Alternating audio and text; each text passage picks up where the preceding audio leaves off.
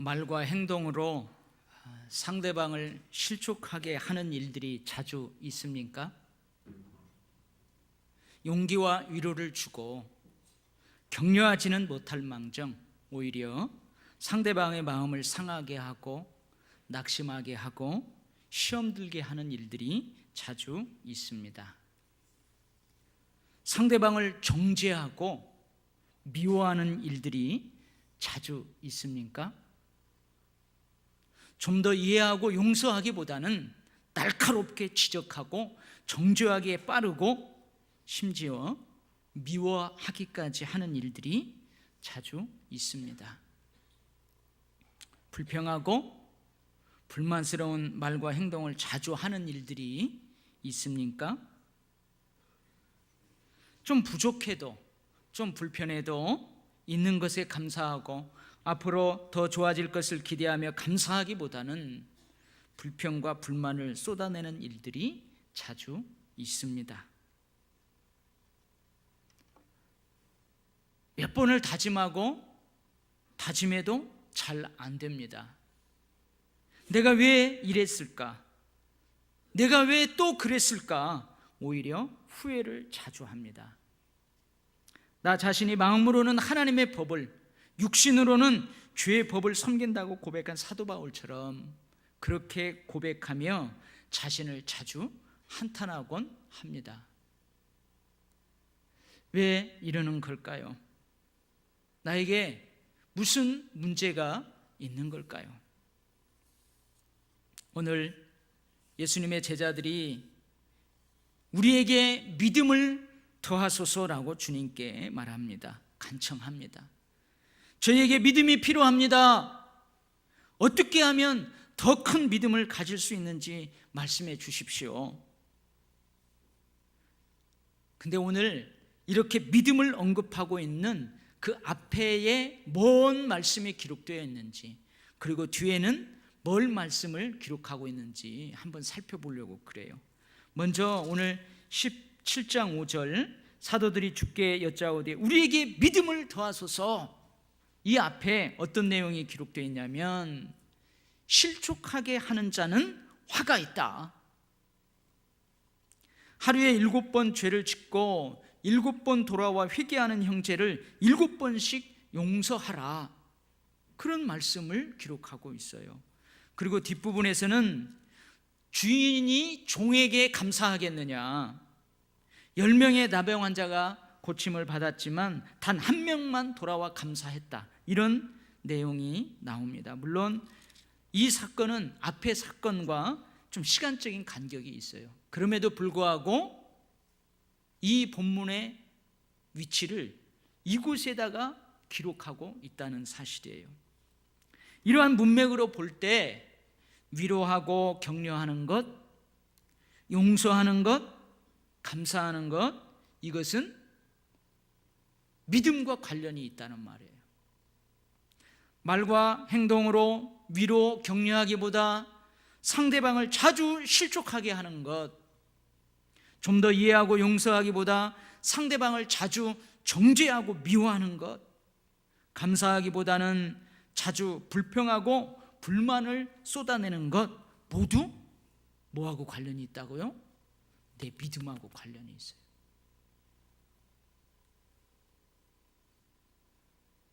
그런데 상대방을 실족하게 하지 않는다는 것이 참으로 어렵습니다. 그래서 예수님도 이렇게 말씀하세요. 실족하게 하는 일이 없을 수는 없다. 상대방의 마음을 상하게 하지 않는 것, 낙심하게 하지 않는 것, 시험 들게 하지 않는 것, 오히려 위로하고 격려하는 말과 행동을 하는 것은 참으로 어렵습니다. 참으로 어려워요. 하루에 7번이나 계속 죄를 짓고 돌아와서 회개하며 용서를 구하는 자를 또 용서하고, 그래도 용서하고 7번씩 계속 용서한다는 것이 참으로 어렵습니다. 얼마나 어려울까요? 큰 산을 바다에 던져 빠뜨리는 것처럼 어렵습니다. 뽕나무가 뿌리채 뽑혀 바다 한 가운데에 심겨지는 것처럼 어려워요. 오늘 제자들이 예수님에게 강청하는 믿음은 이렇게 어려운 것들을 우리가 어렵지 않게 그냥 자연스럽게 감당할 수 있는 그런 믿음이에요. 그런 믿음을 더해달라고 하는 거예요. 주님의 제자로서 큰 산을 바다에 옮기는 것처럼 힘들고 어려운 일도 능히 해낼 수 있는 그런 믿음을, 그런 큰 믿음을 주십시오. 주님, 뽕나무를 뿌리채 뽑아 바다에 심는 것처럼 거의 불가능한 일도 넉넉히 해낼 수 있는 그런 큰 믿음을 주십시오. 주님의 제자로서 어떤 어려움이라도 돌파할 수 있는 큰 믿음을 달라고 간청하는 것입니다. 주님, 저희에게 큰 믿음이 필요합니다. 예수님께 믿음을 더해 달라고 간청하는 제자들은 어쩌면 문제를 바르게 인식하고 있다고 할 수 있어요. 제자들은 예수님께 이렇게 간청할 수도 있잖아요. 주님, 그렇다면 주님의 제자된 우리가 사람들을 실족하게 하는 일들을 하지 않는 능력을 주십시오. 주님, 그렇다면 주님의 제자된 우리가 하루에 7번이라도 용서하고 받아들일 수 있는 그런 사랑의 능력을 주십시오. 이렇게 구할 수 있잖아요. 그런데 제자들은 그렇게 구하는 게 아니고 뭐라고 그래요? 믿음을 주십시오. 큰 믿음을 구하고 있습니다. 무슨 말일까요? 제자들은 눈에 보이지 않는 믿음에서 눈에 보이는 행동들이 나온다는 것을 알고 있다는 말이에요. 눈에 보이지 않는 믿음에서 힘들고 어려운 일들도 능히 감당할 수 있는 능력이 나온다는 것을 알고 있다는 말이에요. 그래서 제자들은 뭘 구해요? 믿음을 구하는 거예요. 가끔 믿음 좋은 아내에게 이런 말을 듣는 경우가 있습니다. 아니, 당신 어찌 그렇게 믿음 없는 말을 해?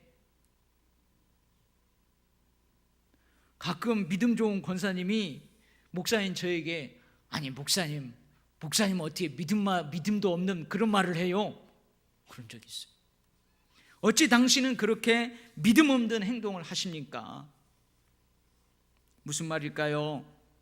눈에 보이는 우리의 삶, 눈에 보이는 우리의 행동은 우리의 믿음과 연관되어 있다는 말이에요. 이렇게 문제를 알고 믿음을 구하는 예수님의 제자들에게는 이미 믿음이 있어요, 없어요? 믿음이 있어요.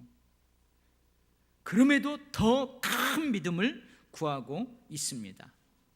자신들이 지금 가지고 있는 작은 믿음으로는 안 된다는 것이죠. 어렵다는 것이죠. 그래서 할 수 있는 더 큰 믿음을 달라고 하는 것입니다. 그런데 예수님은 더 큰 믿음을 구하는 제자들에게 뭐라고 말씀하시냐면 이렇게 말씀하세요. 너희에게 겨자씨 한 알만한 믿음이 있었더라면 이 뽕나무더러 뿌리가 뽑혀 바다에 심기어라 하였을 것이요 그것이 너희에게 순종하였으리라. 한번 생각을 해보세요. 정말로 제자들의 믿음이 겨자씨 한 알보다도 작을까요? 여러분들 지금 믿음을 가지고 있잖아요. 여러분의 믿음이 정말로 겨자씨 한 알보다도 작을까요? 여러분, 겨자씨 한 알의 크기가 얼마나 크냐면 이 백지에다가 볼펜으로 살짝 점을 찍어요. 그러면 그게 겨자씨 크기예요. 제가 한번 얘기했죠. 우리 권사님들 그 겨자씨 보려고 눈이 안 보이니까 가까이 했는데 하도 작으니까 콧김에 싹 날아가 버려가지고 그 뒷사람들 못 볼 정도로 그렇게 겨자씨가 작아요. 정말로 제자들의 믿음이 겨자씨 한 알보다도 작을까요? 과연 정말로 제자들의 믿음이 그렇게 작을까요? 그래서 주님은 이렇게 말씀하시는 걸까요? 아닙니다. 더 큰 믿음을 달라고 하는 제자들에게 주님께서는 믿음의 크기가 문제가 아니라고 말씀하시는 거예요. 믿음의 질이 문제라고 말씀하시는 것입니다. 지금 너희가 가지고 있는 믿음으로도 능히 감당할 수 있다는 말이에요. 지금 너희가 가지고 있는 믿음이 겨자씨 한 알만큼 작을지라도 그 작은 믿음의 질이 좋으면 지금 그 믿음으로도 능히 감당할 수 있다고 말씀하시는 것입니다. 주님은 겨자씨 한 알이라는 수적인 양적인 표현을 사용해서 믿음의 질을 말씀하고 있는 거예요. 제자들의 믿음이 신실한 믿음, 보배로운 믿음, 진실한 믿음이라면 그 믿음으로 할 수 있습니다. 그 믿음이라면 감당할 수 있습니다. 이제 막 신앙생활을 시작하는 초신자예요. 이제 막 신앙생활을 시작하는 초신자예요. 어떻게 보면 오랫동안 신앙생활한 그 사람과의 믿음을 비교해서 수량적으로 표현해 보자면 이제 막 신앙생활하는 초신자의 믿음은 겨자씨 한 알만큼 작을 수 있어요. 그러나 그의 믿음이 신실한 믿음, 보배로운 믿음, 진실한 믿음이라면 그 믿음에는 능력이 있습니다. 할렐루야. 신앙이 오래된 기존 신자예요. 오랫동안 신앙생활을 했어요. 어떻게 보면 이제 막 신앙생활하는 초신자가 가지고 있는 믿음과 비교해 보면 오래된 기존 신자의 믿음의 크기는 이따만큼 클 수 있어요.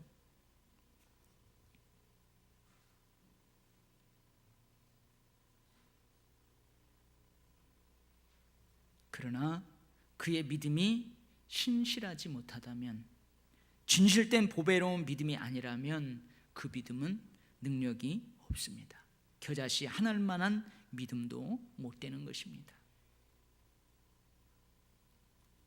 그렇다면 제자들의 믿음이 신실한 믿음인지, 진실된 믿음인지, 보배로운 믿음인지, 능력 있는 믿음인지를 어떻게 가늠할 수 있을까요?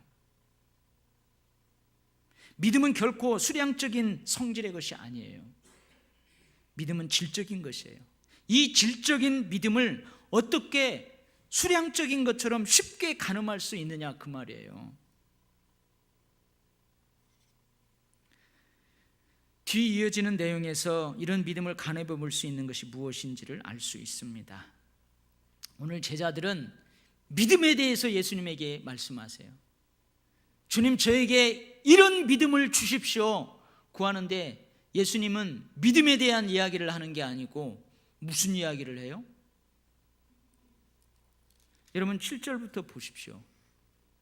제자들은 믿음을 더해야 되려고 예수님께 강청하는데 예수님은 믿음에 대해서 이야기하는 게 아니고 감사에 대해서 말씀하십니다. 11절, 오늘 본문의 사건과 시간적인 간격이 분명히 있지만 11절에서부터 19절 말씀도 감사에 대한 이야기예요. 무슨 말일까요?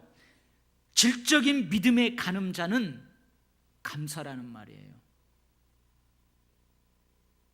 제자들의 믿음이 신실하고 진실된 보배로운 믿음, 능력 있는 믿음인가, 그 가늠해 볼 수 있는 잣대는 바로 감사라는 말이에요. 감사. 첫 번째 내용은 예수님께서 비유로 제자들에게 들려주시는 말씀입니다. 한 가정에 종이 있습니다. 이런 종이 아니고 이 종은 아침부터 늦은 저녁까지 하루 종일 밭을 갈고 양을 치고 밤늦게 집으로 돌아왔어요. 하루 종일 땀 흘리며 일하고 왔음에도 불구하고 종은 쉴 수가 없습니다. 주인의 저녁상을 준비해야 합니다. 주인이 저녁상을 물리기까지 띠를 띠고 옆에서 수종들어야 돼요. 그 후에야 종은 쉴 수 있습니다. 먹고 마실 수 있습니다. 그러나 종이 이렇게 수고해도 주인은 종에게 감사하지 않습니다. 종이 주인의 명령한 대로 다 했는데도 주인은 종에게 특별히 고마워하지도 않습니다. 이 비유의 말씀 끝에 예수님께서 제자들에게 하시는 말씀입니다. 이와 같이 너희도 명령받은 것을 다 행한 후에 이르기를 우리는 무익한 종이라 우리가 하여야 할 일을 한 것뿐이니라 할지니라. 내가 그렇게 땀 흘리며 주의 일을 하는데 아무도 나를 칭찬하지 않습니다. 내가 그렇게 시간도 들이고 물질도 들여서 교회를 섬기는데 목사님도 고맙다는 말 한마디 하지 않아요. 성도들도 고맙다는 한마디 하지 않습니다.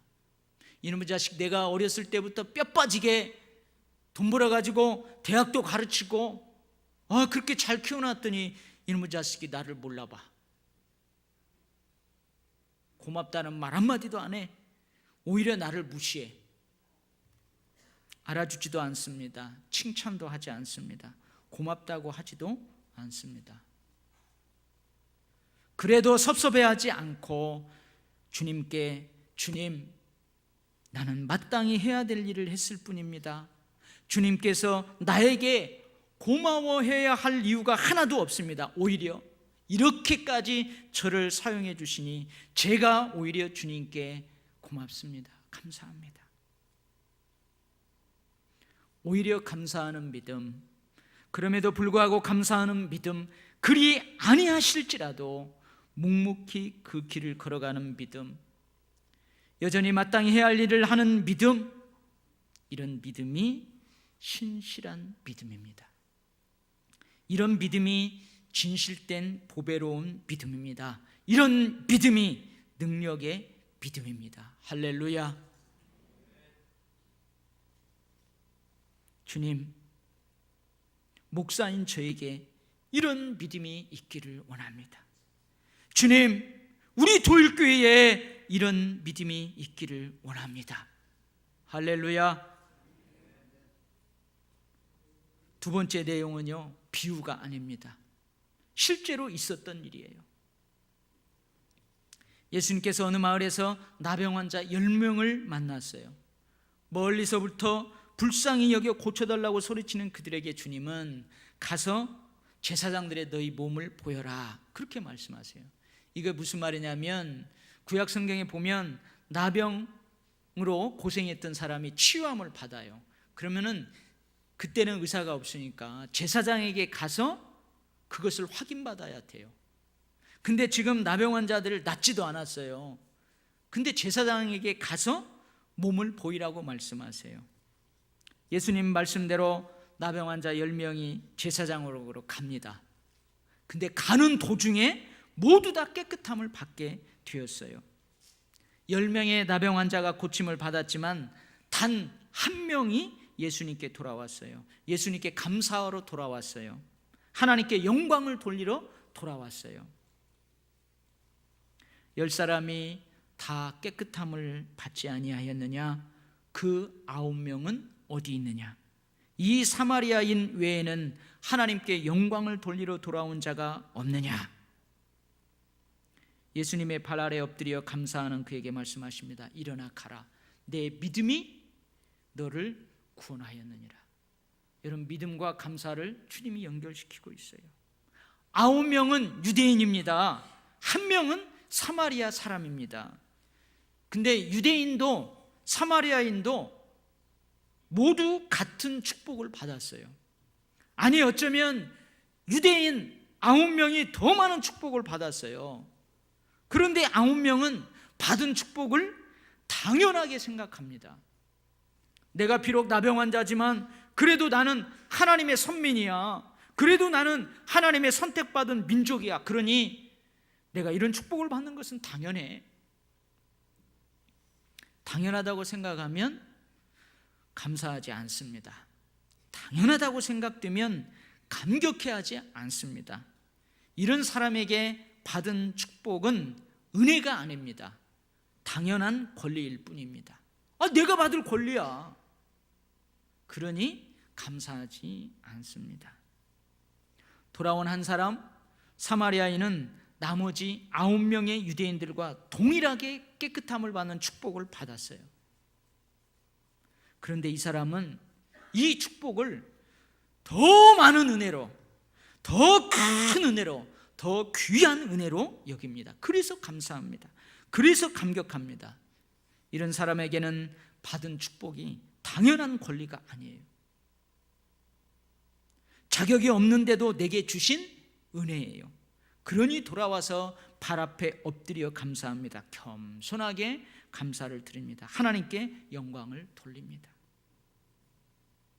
동일한 축복을 받았음에도 더 큰 은혜로, 더 귀한 은혜로 감사하며 감격해하는 믿음, 아무리 작고 하찮은 축복도 당연한 권리가 아니라 은혜로 여기며 돌아와 감사하는 믿음, 이런 믿음이 신실한 믿음이에요.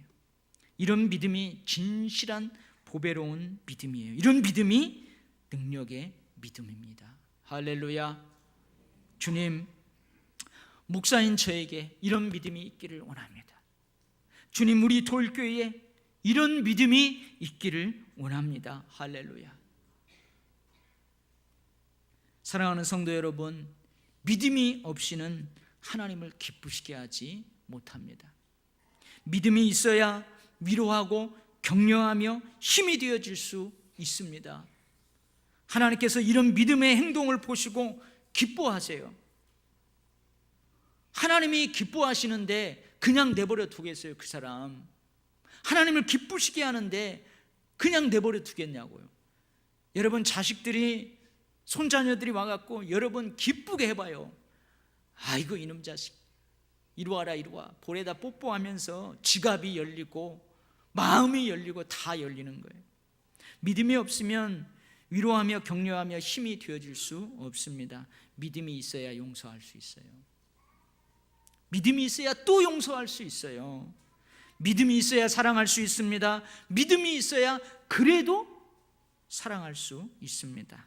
이런 믿음의 행동을 보시고 하나님께서는 기뻐하십니다. 믿음이 있어야 큰 산을 옮겨 바다에 던져 빠뜨리는 것처럼 어렵고 힘든 불가능한 일들도 축복으로 받을 수 있습니다. 능히 감당할 수 있습니다. 믿음이 있어야 뽕나무를 뿌리채 뽑아 바다에 심기는 것처럼 어렵고 힘든 일도 능히 감당할 수 있습니다. 할렐루야.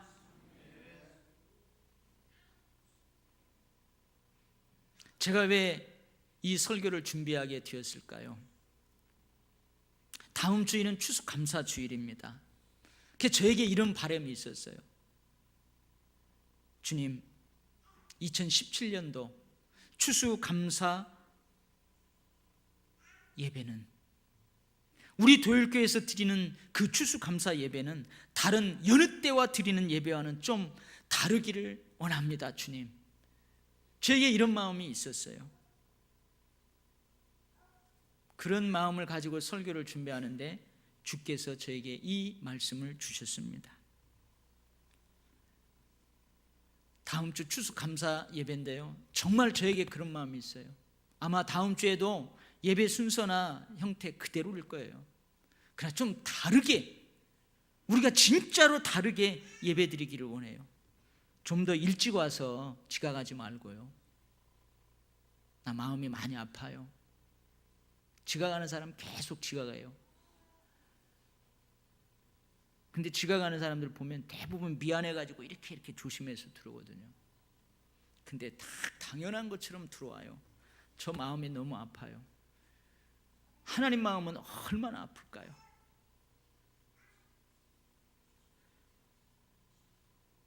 여러분, 그 사람의 믿음이 겨자씨 하나보다 더 크기를 원합니다. 그런 마음으로 준비했어요, 설교를. 좀 더 일찍 와서 준비된 마음으로 다음 주에는 진짜 그런 예배를 드릴 수 있기를 바랍니다. 찬양하는 자세도 다르기를 바랍니다.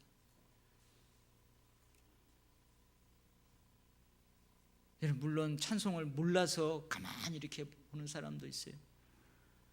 저는요, 교회 처음 나와가지고 은혜를 충만하게 받았을 때요, 찬송가 잘 모르겠더라고요. 근데 가사가 너무 은혜스러워가지고 막 뒤에 앉아가지고 그거 했어요. 그랬더니 음정도 틀리고 박자도 틀리니까 사람들이 다 뒤로 쳐다봐요. 저는 어떤 놈인데 저렇게 막, 근데 너무 감사하니까 여러분 찬양하는 자세도 다르기를 바라요. 여러분 기도하는 자세도 다르기를 바라요. 설교 듣는 자세도 다르기를 바랍니다. 여러분 우리 1년 감사하면서 추수감사 예배 때 여러분 여기에 봉헌하는 자세도 다르기를 바랍니다. 정말로 봉헌하는 자세도 정말 다르기를 바랍니다. 무엇보다도 받은 축복에 감사하는 마음, 감격하는 마음으로 드리기를 바랍니다. 신실한 믿음, 진실된 보배로운 믿음, 능력 있는 믿음으로 그렇게 드릴 수 있기를 바라요. 정말로 목회자로서 간절합니다. 물론 저는 매 주일마다 하나님 앞에 우리 예배를 그렇게 드려지기를 바라는 마음이 있어요. 그래서 저는 늘 금요 심야 때마다 기도해요. 하나님, 제가 예배를 인도하기 전에, 인도자이기 전에, 제가 말씀을 선포하는 설교자이기 전에 저도 하나님께 좋은 예배자로 드려지기를 원합니다. 하나님께서 우리 도율교회에서 드려지는 추수감사 예배를 특별한 기쁨으로 그렇게 받으시기를 원합니다. 주님께서 저에게 주신 이런 마음으로 제가 오늘 설교를 준비했어요. 여러분 이번 한 주간 동안 여러분의 믿음을 잘 돌아보시고 정말 다음 주일에는 뭔가 제가 이 강단에 딱 섰을 때 여러분의 얼굴도 달라지고 찬양의 그 힘도 달라지고, 할렐루야. 매 주일 동일하게 드려지는 예배지만 다음 주일 추수감사 예배는 우리가 아벨과 그 제물처럼 하나님이 특별히 기뻐하시는 그 예배가 될 수 있도록 드릴 수 있기를 바랍니다. 여러분 한 주간 제자들이 기도했던 것처럼 기도하시기 바랍니다. 저는 지금도 주님께 믿음을 달라고 기도해요. 주님, 저에게 신실한 믿음, 진실된 믿음, 보배로운 믿음, 능력의 믿음을 주십시오. 여러분 일주일 동안 제자들처럼 그렇게 기도하며 1년을 돌아볼 수 있고 여러분의 믿음을 점검할 수 있기를 바랍니다. 아멘. 기도하겠습니다. 하나님 아버지, 몇 번을 다짐하고 다짐해도 잘 안 됩니다. 내가 이번 주에는 하나님 앞에 최상의 것을 드리리라. 몇 번을 다짐하고 다짐해도 또 후회하고, 내가 용기와 위로를 주고 격려하지는 못할 망정 마음에 상처는 주를 마음, 시험 들게 하는 말, 행동 안 하리라. 이해하고 용서하리라. 감사하며 감사하리라. 몇 번을 다짐하고 다짐해도 잘 안 됩니다. 나 자신이 마음으로는 하나님의 법을, 육신으로는 주의 법을 섬긴다고 고백한 사도 바울처럼 그렇게 고백하며 자주 한탄하곤 합니다. 주여, 내 믿음의 문제입니다. 주님, 나에게 이런 믿음을 주시옵소서. 우리 사랑하는 도율교회 모든 백성들에게 이런 귀한 믿음을 주시옵소서. 예수님 이름으로 간절하게 기도 올리옵나이다. 아멘.